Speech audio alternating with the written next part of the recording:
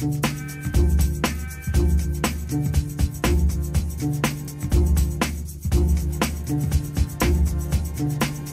welcome to the rehabilitation flow. What we're looking at here today as part of understanding the functional capacity evaluation is when is the functional capacity evaluation actually completed. So what I've done here is put together the rehabilitation flow to help you better understand where the functional capacity evaluation fits in with this overall process. So the first stop along the way is the accident that's going to occur, and from that accident we have a visit to the family doctor.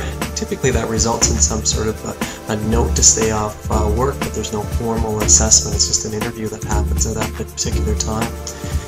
There's always some sort of a disability test, depending on the legislation that you're working with. The disability test will change, but there will be a test of disability associated with that client. So we take a look at a very specific example here. We have the statutory accident benefits schedule in Ontario. The disability test says that the client suffers a substantial inability to perform the essential tasks of that employment. So the question that we need to answer here is this actually true or not? So the functional capacity evaluation in this case becomes part of the disability test, so that may be done on behalf of the insurer, or it may also be done on behalf of the client to show that they have a disability, or to show that they do not have a disability.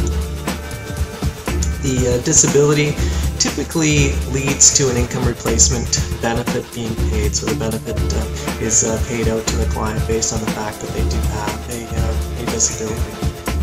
At some point there will be questions about whether there's continued entitlement to that benefit, and again the functional capacity evaluation fits inside of here because it was the original disability test looking at whether or not the person could perform those essential tasks. So functional capacity evaluation has its home here as part of the benefit test procedure. The other two places that the functional capacity evaluation fits in are in association with treatment. So the first one is in the preparation of a treatment plan. So we have a functional capacity evaluation that helps guide the clinician in terms of the type of treatment and the areas that they could focus on. So if there's a weakness in the upper body's ability to do overhead reaching, then the treatment can focus on that particular area, so it allows them to focus on specific areas. So a treatment plan is prepared based on that. It's supplied to the insurer. The insurer approves that treatment. Typically we're looking at a 6-week treatment cycle from there. That cycle continues on any number of times until we reach the point here of maximum medical recovery. And once we reach maximum medical recovery, we see sort of probably the most common place associated with the functional capacity evaluation, which is in the return to work. So when all treatment has come to an end and no more treatment is going to be of benefit, can the client in fact return back to work? Are they actually ready to go back? And this is where we see the functional capacity evaluation being conducted at that particular time. So we have a return to work goal at the very end. So this is the rehabilitation flow. There are 4 separate places where the functional capacity evaluation fits in. Early on in the file as part of determining whether or not the client in fact has a disability.